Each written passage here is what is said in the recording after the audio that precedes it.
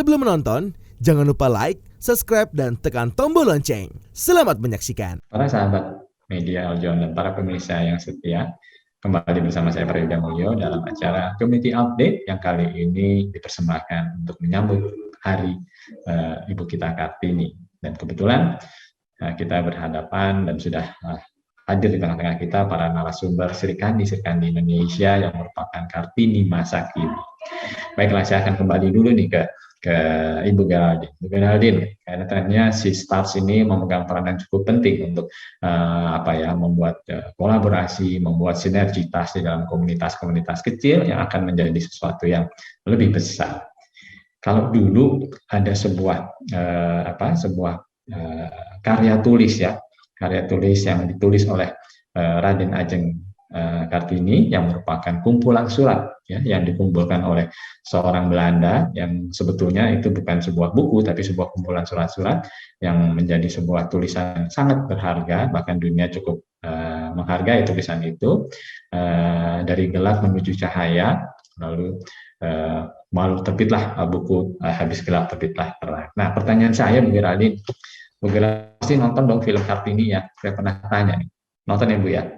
Yes, dulu nonton.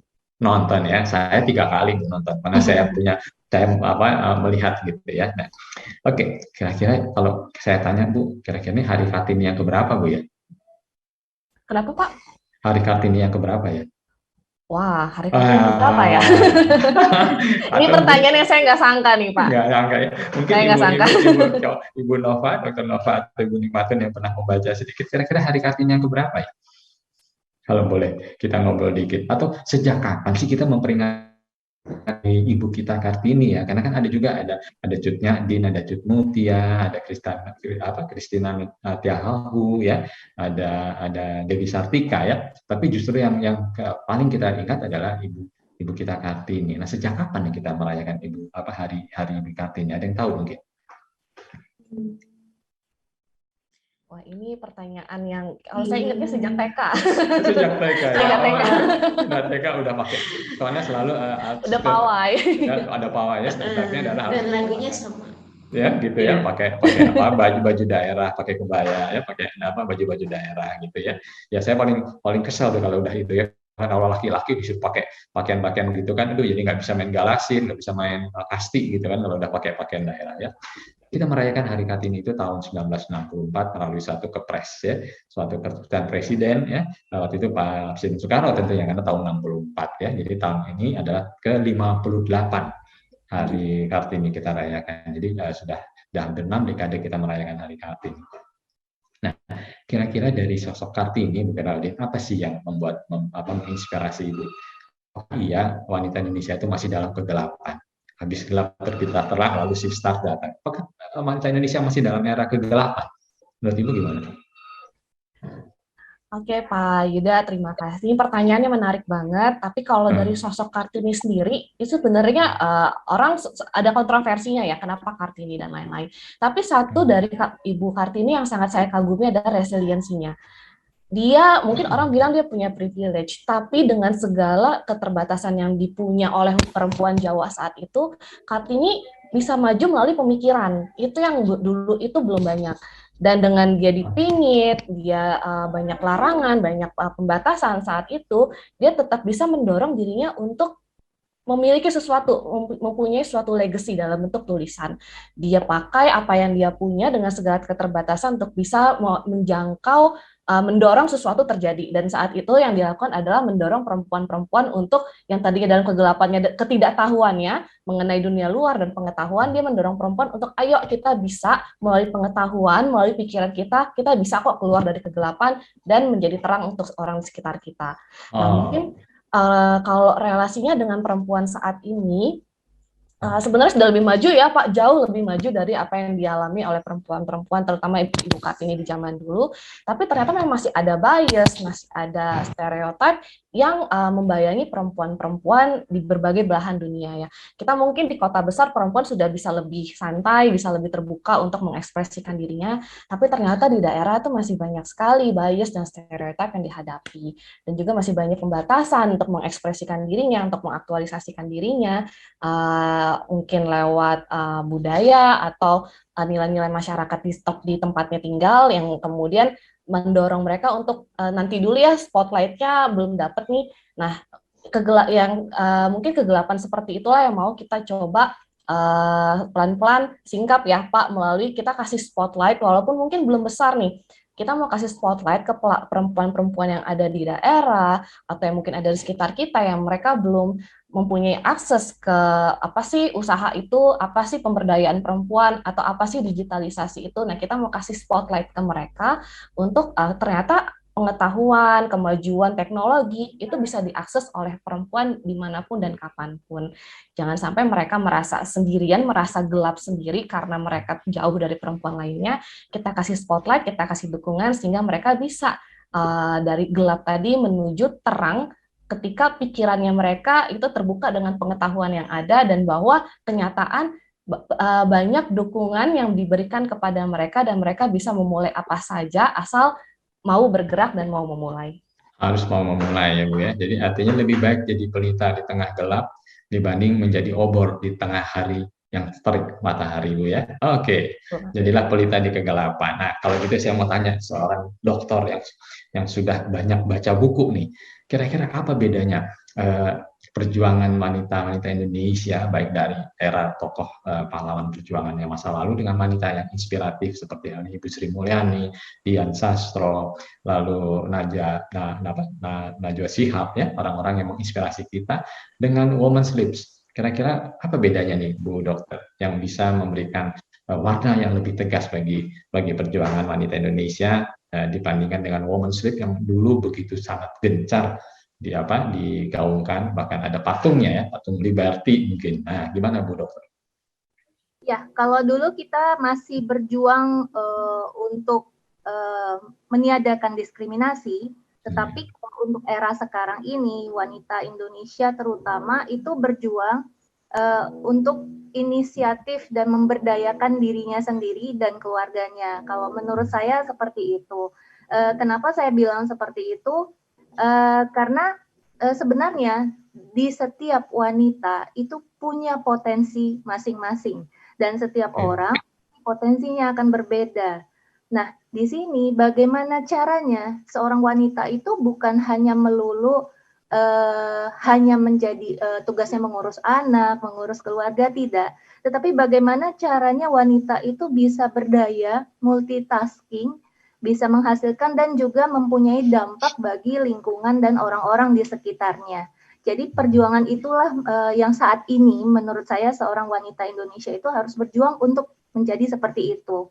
Itu ya, artinya bukan keluar dari kodratnya tapi Bu ya, artinya tidak keluar dari kodratnya seorang ibu, seorang istri, seorang pendidik di rumah, tapi melengkapi kodrat itu dengan kemajuan zaman ya. Karena kan bisa dilakukan dari mana saja. Makanya saya mencontohkan diri saya sendiri, yang mana caranya saya berpikir harus bisa, walaupun saya ngurus 3 anak di rumah dengan anak yang ya jujur saja berkebutuhan ya, ADHD, disleksia, tetapi saya juga mau hanya itu saja. Gimana sih saya juga bisa berdampak buat orang lain, buat wanita-wanita lain yang senasib dengan saya mungkin yang hanya bisa di rumah saja, tetapi bukan hanya diam di rumah saja, tapi dia masih bisa punya impact untuk lingkungan sekitarnya dan orang lain.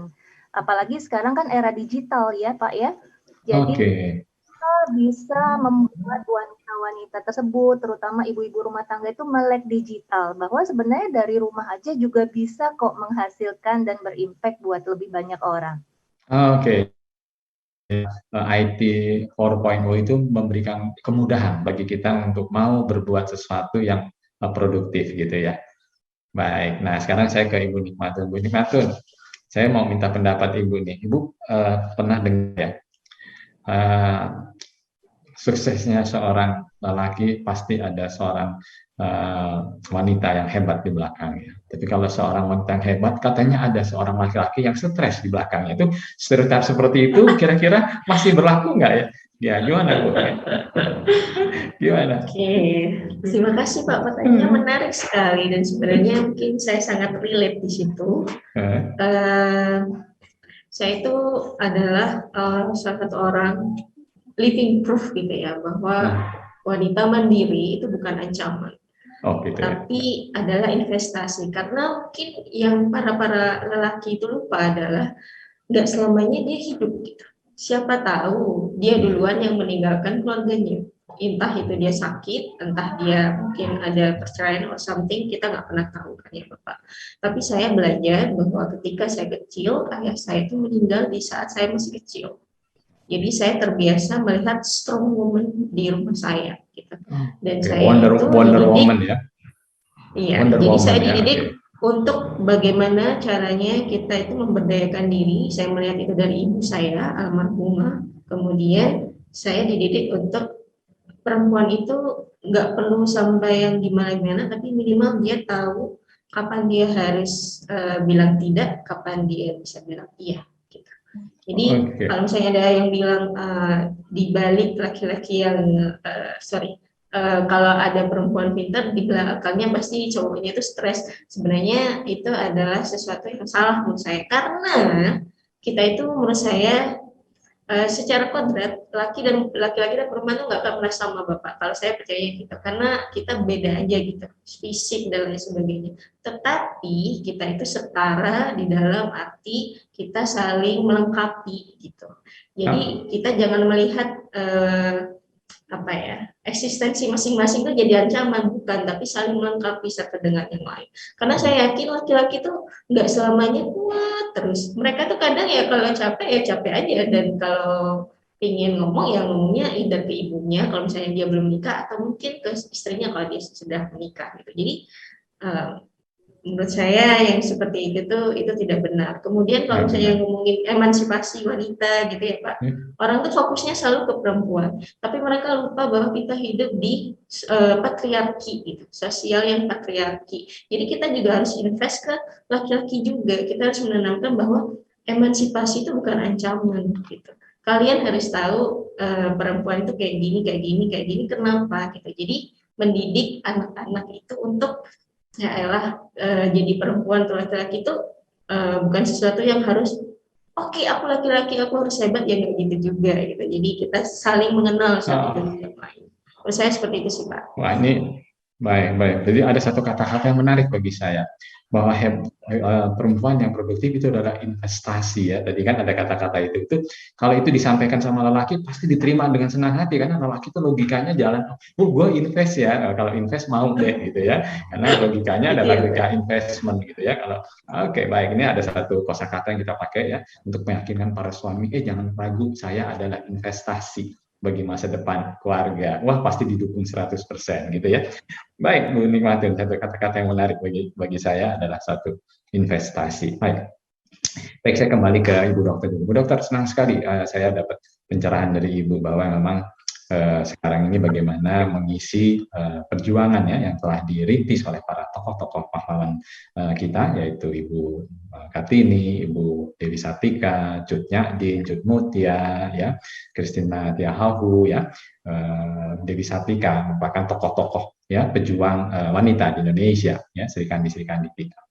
Nah, kalau sekarang ini banyak sekali wanita-wanita inspiratif ya, memberikan inspirasi kepada kaum milenial. Nah, kalau Ibu melihatnya dengan era hedonisme yang begitu tinggi gitu kan, dan kebetulan Ibu punya produk yang skincare nih, kira-kira skincare dengan hedonisme deket nggak ya? Karena saya pengen cantik loh seperti Dian Sastro gitu kan, saya tuh pengen cantik seperti Ibu Dr. Nova gitu kan, rasanya ada sesuatu hedonisme yang ada di balik itu. Nah, kira-kira bagaimana menghilangkan, minimalisir efek-efek hedon yang kelihatannya dekat dengan kulit wanita ya, kecantikan ya, kemolekan tubuh dan seterusnya. Gimana Ibu? Nah, kalau menurut saya disinilah pentingnya letak edukasi, bahwa kita bukan asal mencoba ya, jadi trial and error seperti itu, tetapi kita mencari mana produk yang cocok untuk kulit kita. Nah, karena kulit setiap orang itu tidak sama. Jadi, begitu kita sudah menemukan satu produk yang cocok, ya sebaiknya stay di situ, tetap menggunakan itu. Saya sendiri juga tidak menganjurkan berpindah-pindah, sering mengganti-ganti skincare.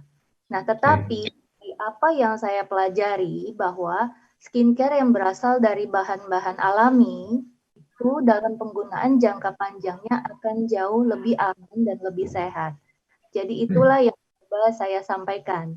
Nah, jadi kalau salah gaya hidup hedonis itu sebenarnya tidak bisa dikaitkan secara langsung kepada skincare karena itu adalah gaya hidup. Jadi memang karakter orangnya yang hedonis, tetapi kalau masalah skincare, saya lebih menyarankan kalau memang sudah cocok di satu skincare ya gunakan satu itu saja. Kecuali jika ada masalah atau misalnya efek samping, ada kandungan dari skincare tersebut yang tidak cocok, nah itu mungkin boleh disarankan untuk mengganti dengan tentunya terlebih dahulu berkonsultasi pada seorang dokter. Oke, berarti artinya skincare itu lebih kepada kesehatan yang nanti hasilnya adalah kecantikan, dan kecantikan sebetulnya bukan tujuan akhir ya. Kecantikan adalah sesuatu yang menjadi ya katakanlah gaya hidup yang didukung oleh kesehatannya gitu ya. Jadi skincare lebih untuk kesehatan Bu. Ya kalau lahir cantik seperti Ibu akan terus cantik walaupun tidak harus ada skincare khusus mungkin ya. Atau gimana? Tidak juga Pak, kalau cantik itu memang butuh perawatan Pak. Oh Tetapi gitu ya, luar dalam ya. luar dalam betul sekali itu. Karena Oke, baik. Baik.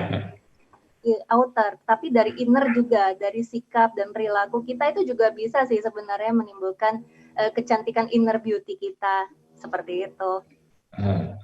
Baik, Bu. Menarik sekali. Antara skincare dan hedonis tidak ada kaitannya, tapi artinya cantik, wanita harus cantik ya, harus sehat. Cantik tanpa kesehatan rasanya juga nggak ada artinya. Karena banyak sekali orang yang menggunakan skincare untuk tujuan-tujuan tertentu sehingga akhirnya dia menjadi korban dari obat-obatan kimia yang tidak baik. Ya. Baik. Sekarang saya kembali ke siapa ya? Ke bagaimana Ibu? Silakan. Beberapa pasien saya seperti itu, korban ganti-ganti skincare, kemudian kena kanker kulit. Makanya di sini saya menekankan lebih aman, carilah skincare yang aman dan sehat dibandingkan dengan skincare yang menjanjikan kecantikan instan. Oke. Ya, baik. Berarti yang instan itu bahaya ya, serba instan ya Bu ya.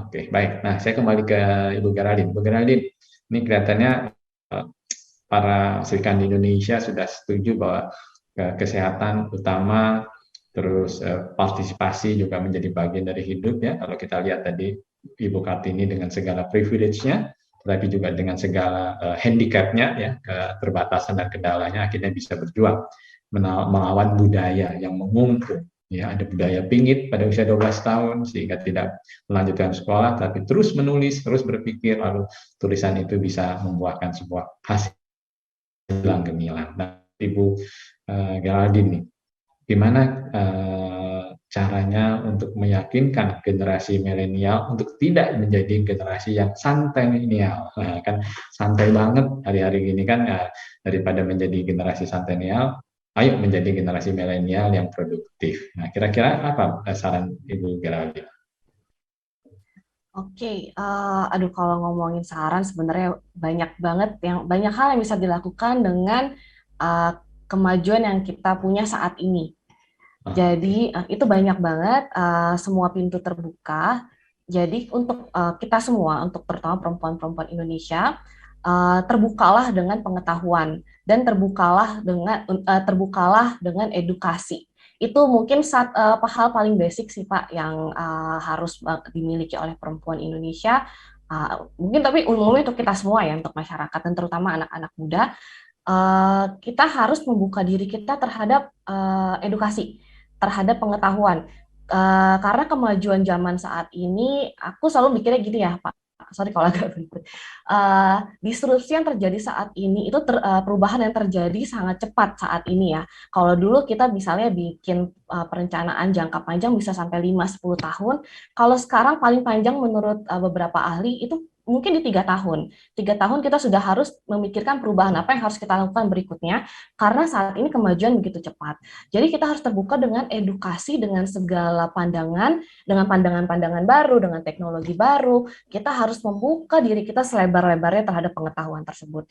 Jadi dengan kemudahan yang ada saat ini, terutama di bidang teknologi dan juga media sosial, jangan sampai kita terlena dan hanyut dengan kesantaiannya. Jangan sampai kita terlena dengan kemudahan, jadinya kita hanya sebagai konsumennya aja ya.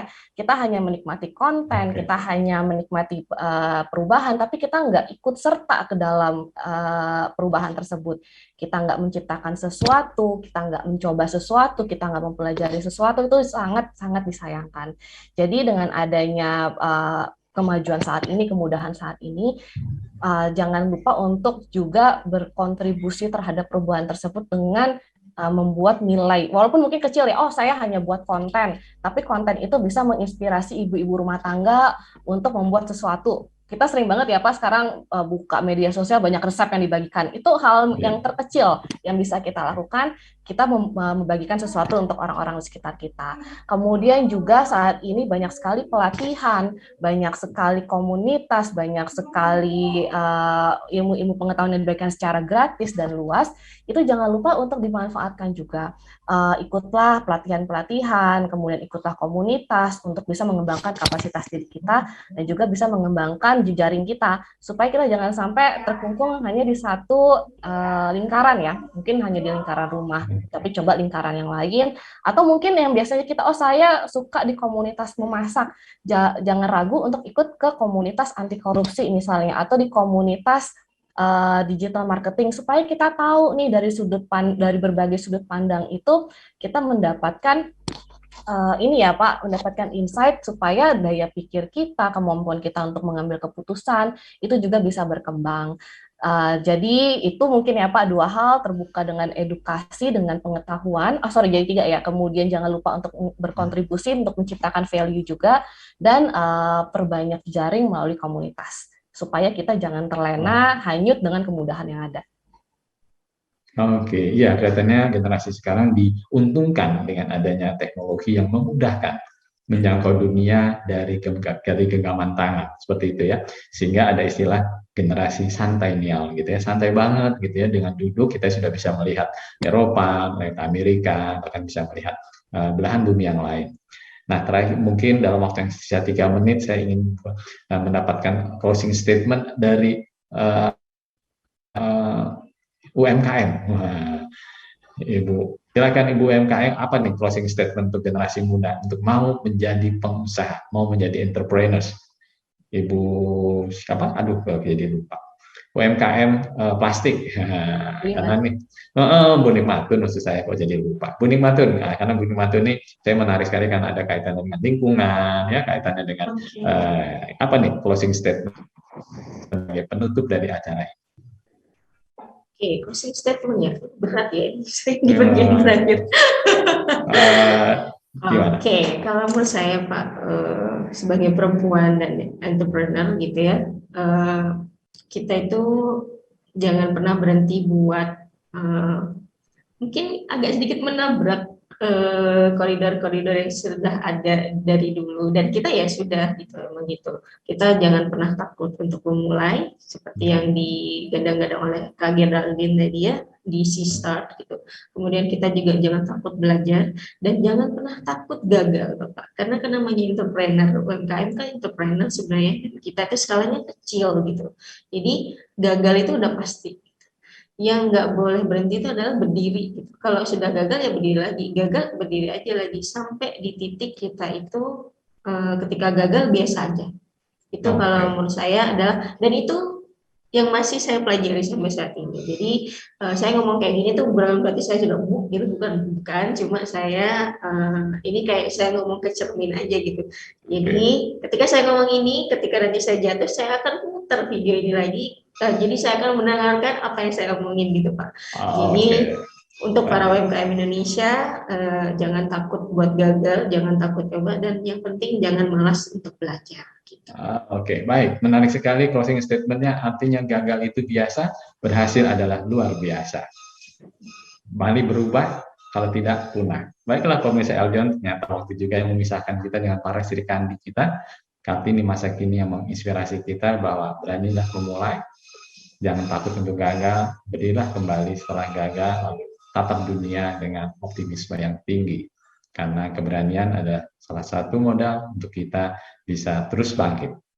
Bangun jejaring, bangun ilmu pengetahuan, gunakan ilmu pengetahuan bukan hanya dinikmati, tetapi gunakan ilmu pengetahuan untuk memberi kontribusi positif yang sifatnya produktif bagi kita dan lingkungan kita. Sekali lagi kami mengaturkan terima kasih kepada Ibu Geraldine, Ibu Nikmatun, dan Ibu Dr. Nova yang sudah menginspirasi kita di hari Kartini, hari yang sangat menginspirasi kita mengingat perjuangan-perjuangan para tokoh pahlawan wanita di Indonesia. Selamat berjuang, sukses sekali selalu dan selalu sehat sejahtera. Terima kasih Ibu Geraldine, Ibu Nikmatun, dan Ibu Dr. Nova. Sampai jumpa di lain kesempatan. Oke pemirsa, see you. Oke, Kak. Nah, sahabat Eljon, sudah selesai nontonnya. Jangan lupa ya untuk like, subscribe, dan share ya. Dah.